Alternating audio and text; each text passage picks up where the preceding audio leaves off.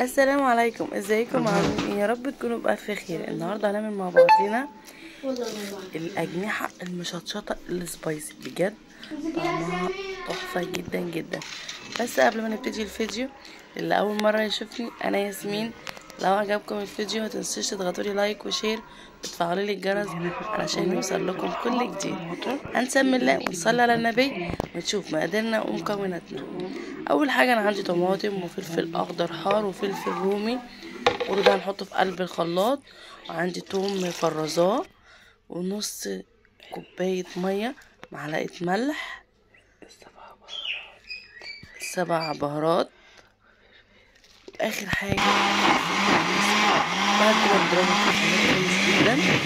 عندي الاجنحه غسلتها وعملت لها محلول نقع بالليمون والخل والملح زي ما انتوا شايفينها نضيفه كده. وابتدي بقى انزل بقى ايه بالخليط اللي انا ضربته في الخلاط.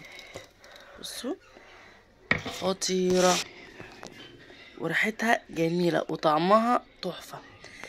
بعد ما سيبناها كده هنسيبها زي ساعه كده تاخد وتشرب من التتبيله. وبعد كده هنحطها على النار تمام زي ما انتوا شايفينها كده.